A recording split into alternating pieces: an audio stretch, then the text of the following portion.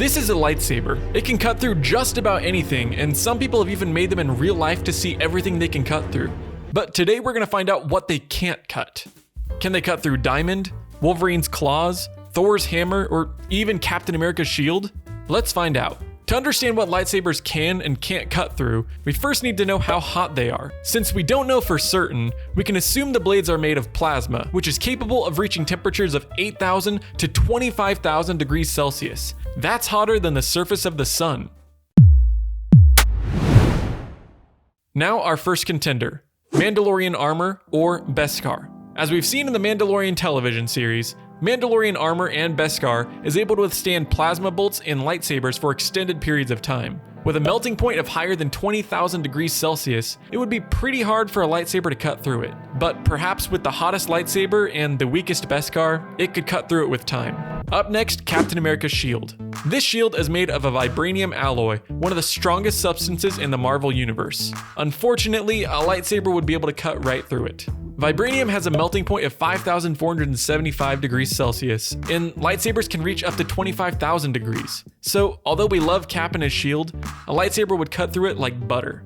Our next contender is Wolverine's claws, made of adamantium, the hardest substance in the Marvel universe. Although it has a melting point of 1,500 degrees Celsius, it becomes basically indestructible after 8 minutes of cooling due to the changes in its molecular structure.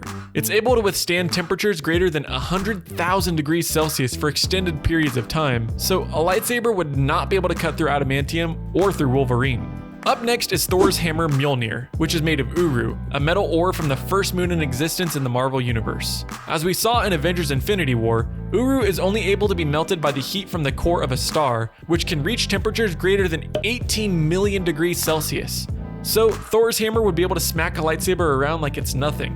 Lightsabers aren't hot enough to cut through Uru, so they'd lose this matchup against Mjolnir. Our next contender is pretty interesting, the Hulk's skin. What would happen if you hit the Hulk with a lightsaber? Probably nothing. As we know the Infinity Stones were capable of melting and destroying the Infinity Gauntlet, which was made of Uru, we know the heat they gave off was likely much greater than a few million degrees. Also, we know the Hulk was able to survive using the Infinity Stones, so a lightsaber at a few thousand degrees Celsius would probably do nothing to the Hulk.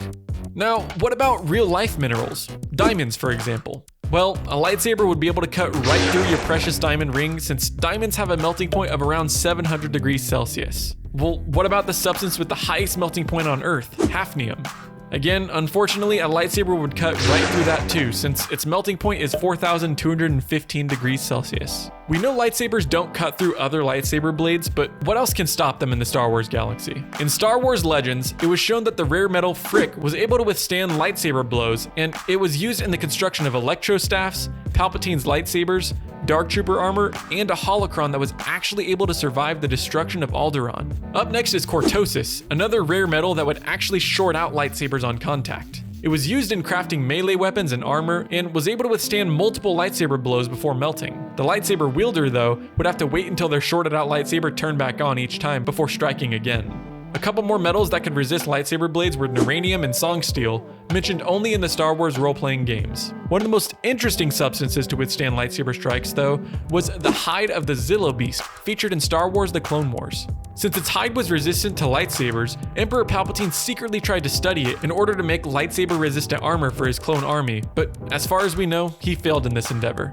The last, and maybe the most controversial item to be able to withstand a lightsaber blade is the Z6 Riot Control Baton, featured in The Force Awakens. In this scene, Finn fights a First Order Stormtrooper with an electrified baton, which many people think shouldn't be able to hold back a lightsaber. Lightsabers, though, are likely just plasma held together by a strong magnetic field in the Force. Just outside the field, you likely wouldn't feel any heat, but once you cross into the field, you'd feel the full 25,000 degrees of the lightsaber.